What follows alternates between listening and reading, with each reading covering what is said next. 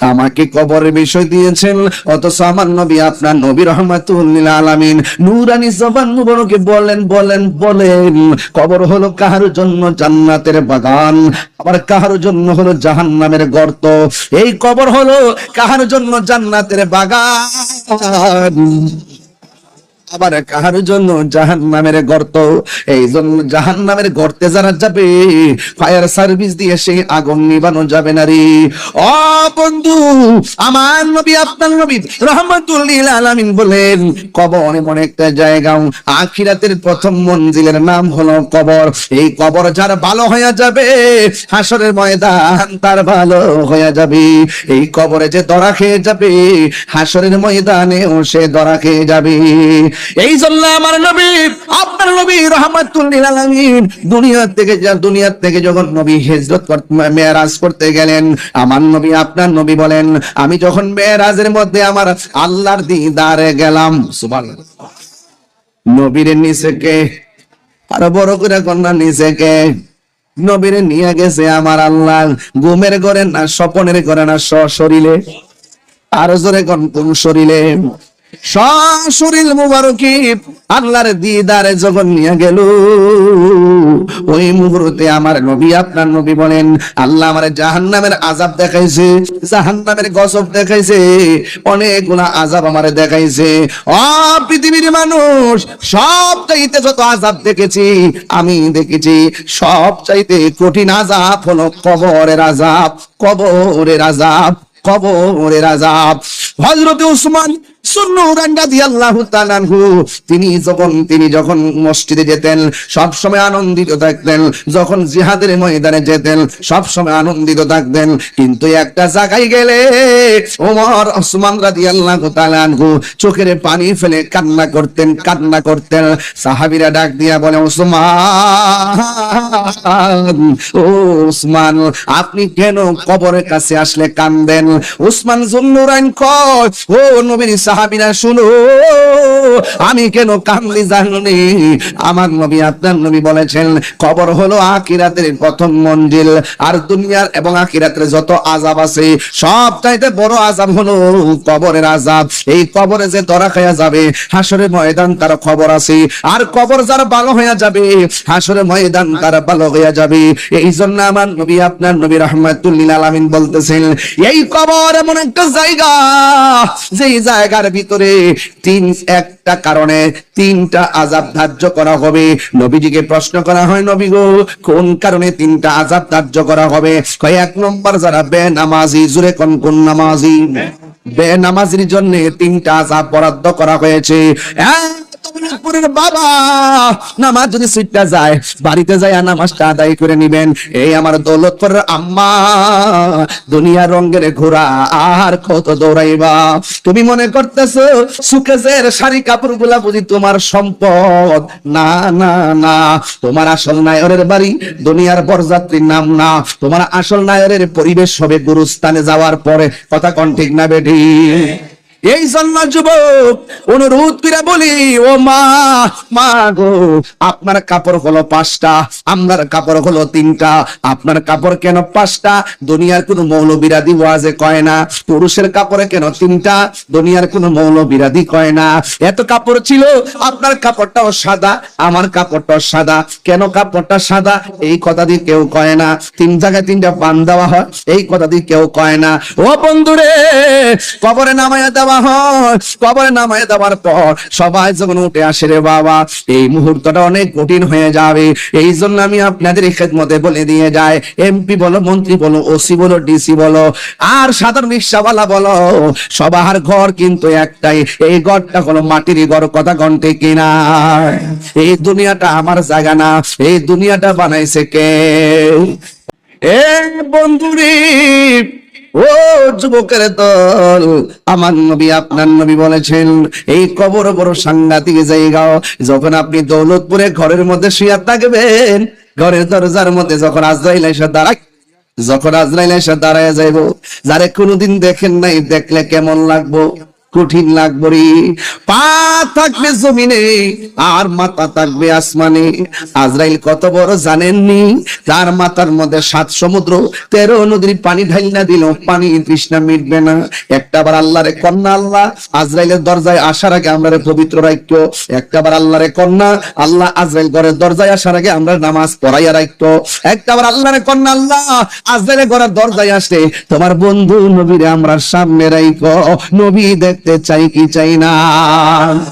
এ বন্ধুরি, ওই আজরাইল এত বড় যার মাথার মধ্যে 7 সমুদ্র 13 নদীর পানি ঢাইলা দিলেও পানি তৃষ্ণা মিটবে না রে বাবা।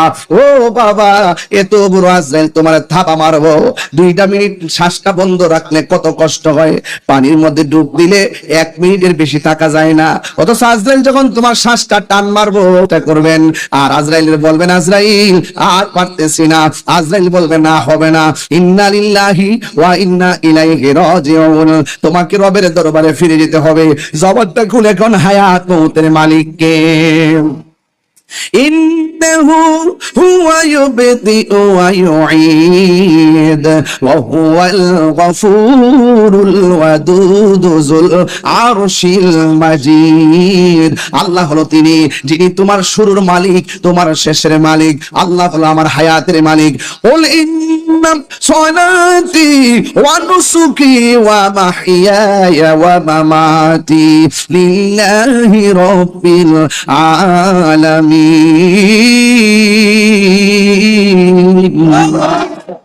আমার হায়াতের মালিক কে? আমার মউতের মালিক কে? আজরাইল সময় মতো চলে আসবে। আমি আপনাদের কাছে জানতে চাই, দৌলতপুরে আজরাইল আইসেনি? দেখছেননি? হায় হায়, দেখছে না বলে? দেখছে না, নতুন নতুন দেখছে না তো দেখছেন না যে বিশ্বাস করেননি?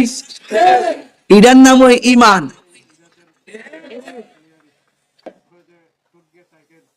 আজরাইল আয়েজা হিডা মানে আমার নবী যাইতে পারে, এটা কইলে আগুন ধরে,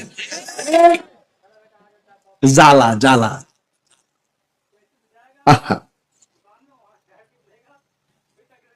বাবারে শরীরটা বিষ করে আমার বাড়িতে বুঝাইয়া দে, চিল্লা চিল্লি করে না এত আর কত চিল্লাইতেন। আমি কি তোমার লোকে না চিল্লাইলি চলে? আমি বাইরে না জ্বালাই, ঘরে কি আর জ্বালাই?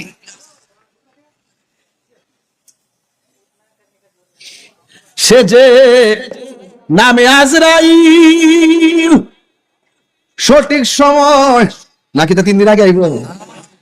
মানিক মিয়া 3 দিন পরে তো তোমার লয়ে যাবো গাড়ি দেখো, এরকম হিসাব কিতাব আছে নাকি?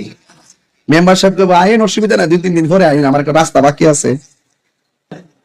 চেয়ারম্যান সাহেব সামনে নির্বাচনটা বাকি আছে, পরে আইন, এরকম চিন্তা ভাবনা আছে?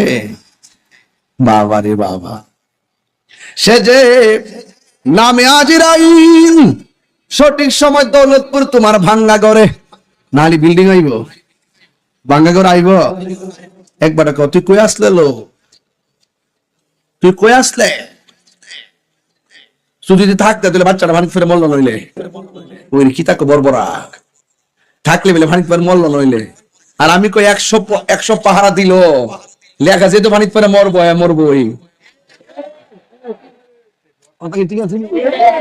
না, ওয়াল ধরে কেবে চলিব, আজরা ডাটকে দিব, মারির তলিনে ঘরটা বানাই দিলে আজরা ডাটকে নেব।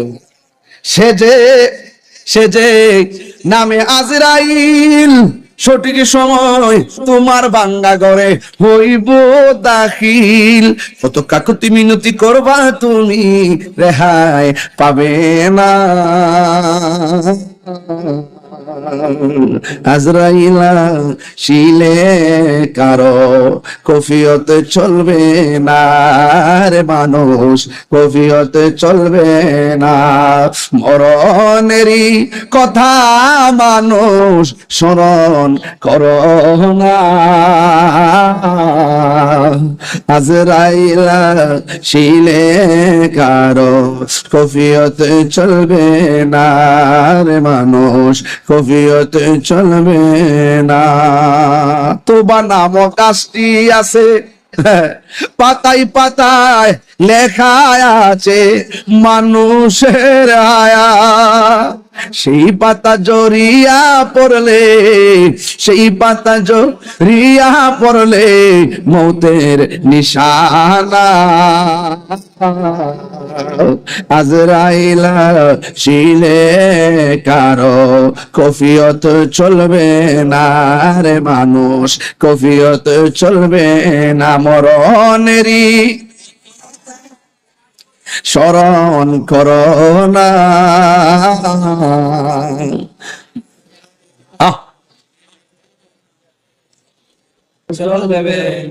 আর মানুষ কফিয়ত চলবে না।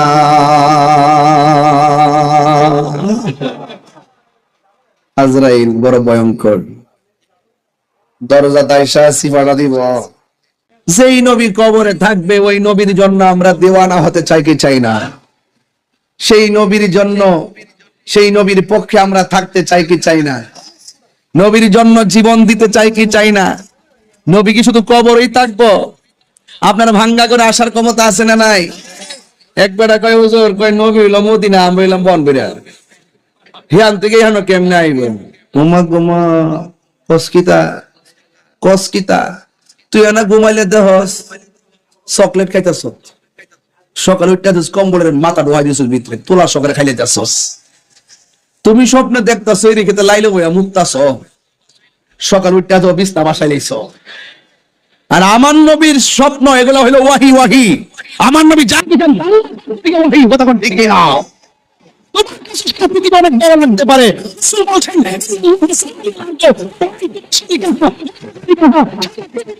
সরিষার দানা চাই তো আরো ছোট লাগে। তুমি মৌলবী কোন নবী দেখার ক্ষমতা নেই। তোমার কাছে দুনিয়া বহুত বড়, নবী হাতের তালুর মধ্যে মদিনা থেকে দেখতে পারে। কোন নবী যদি দৌলত করে হাজির হ, দেখা সন্দেহী আমার কোন কেমন লাগে অনেক আগে। নবী যদি হাজির হ, দেখাও সন্দেহ সরমরজাল। আমি বললাম তোমার কান্দে ফেরেশতা আসেনি পাশে, তুমি দেখাও সন্দেহ।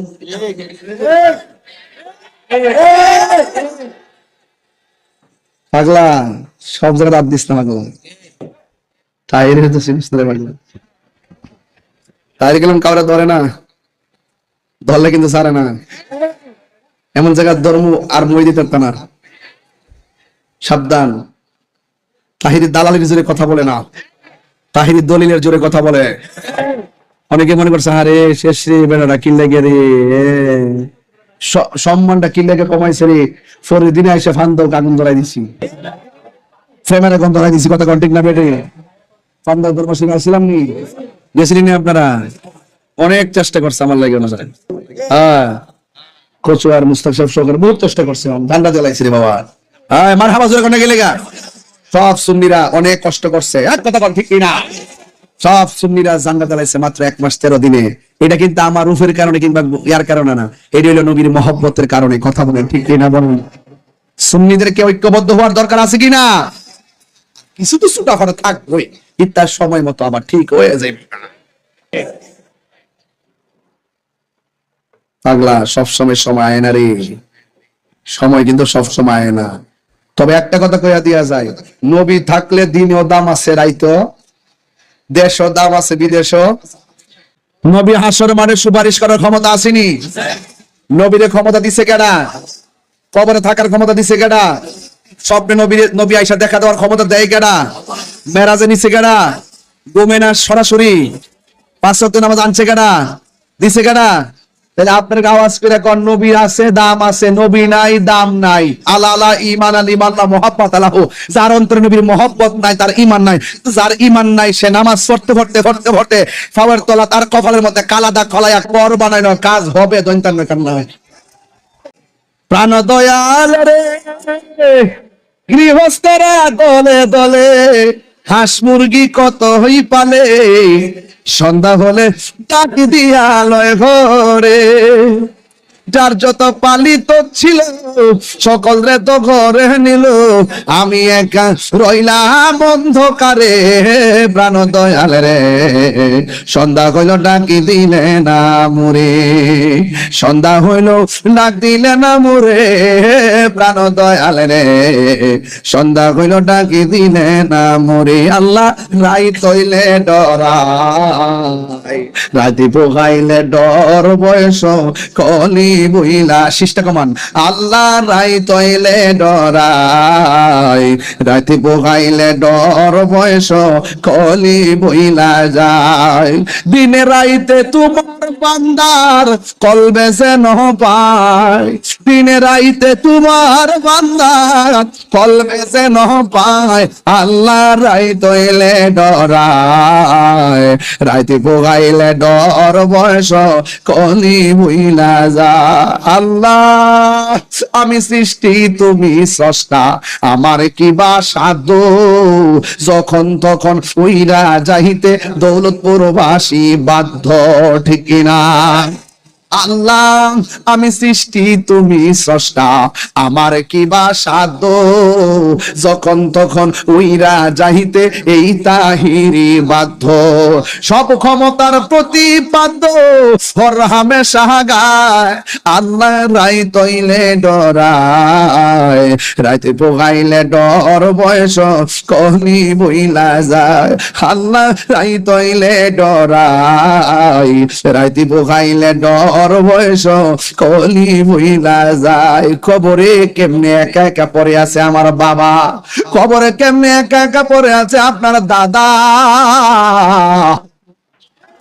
খবরে কেমনে পড়ে আছে আপনার নানা নানি, কত বছর একলা একলা পড়ে থাকবো, 100 বছর বুঝি না, 200 বছর বুঝি না, 300 বছর বুঝি না, 400 বছর বুঝি না, শত শত বছর ধইরা এই কবরের মধ্যে পড়ে রইছে রে আব্বা।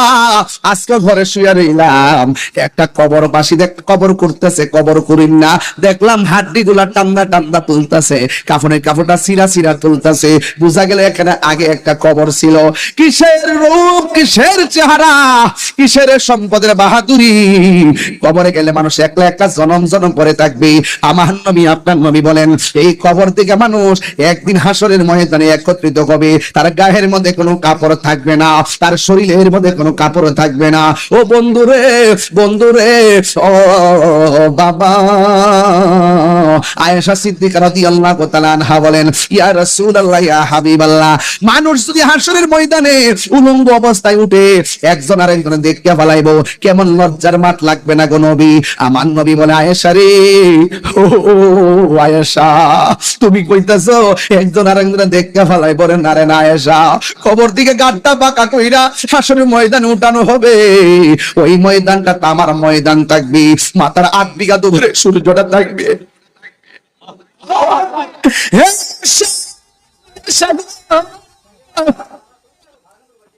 ওই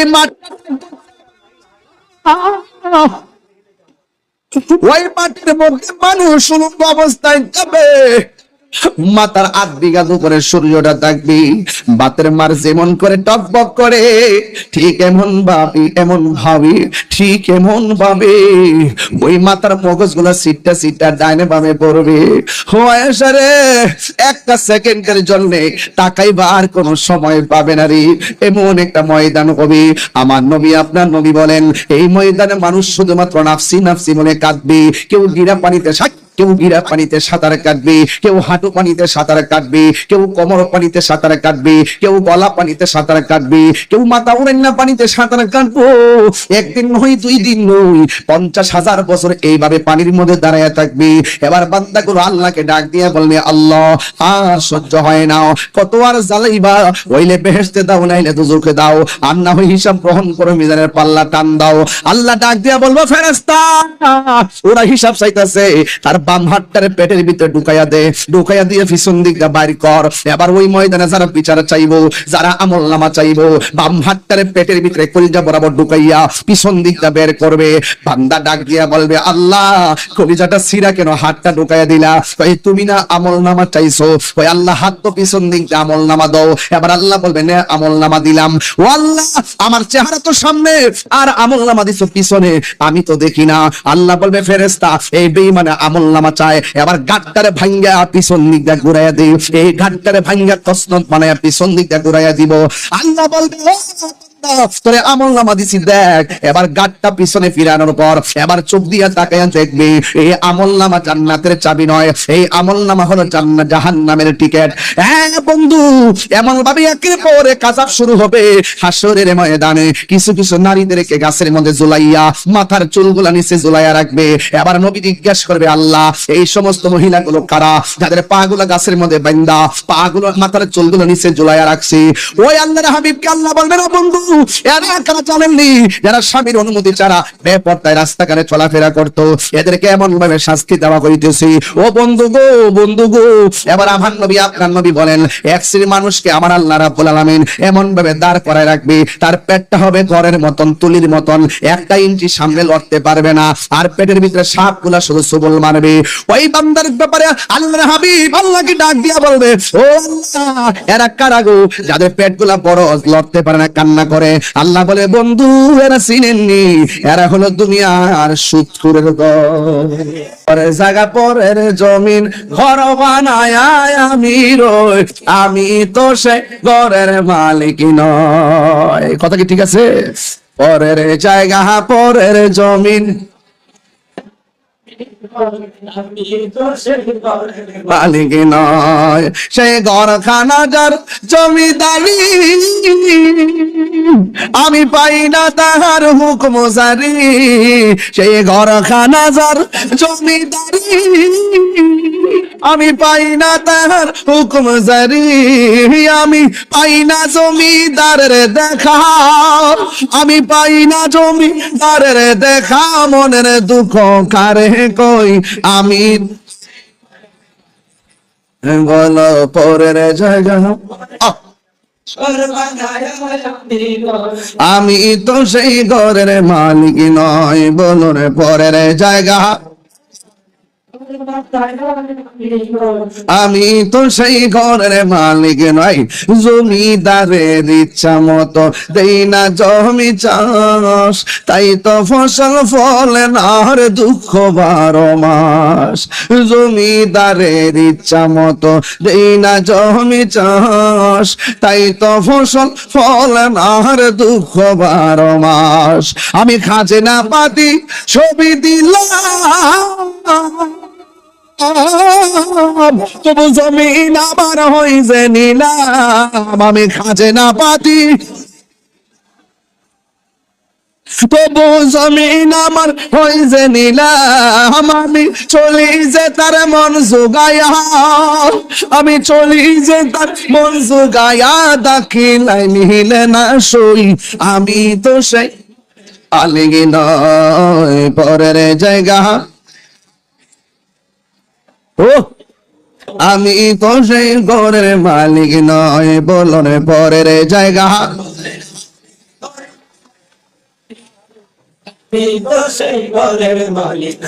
একটা জবানও বন্ধ রাখবেন না, মহব্বতে মায়ার সুরে বলুন সুবহানাল্লাহ।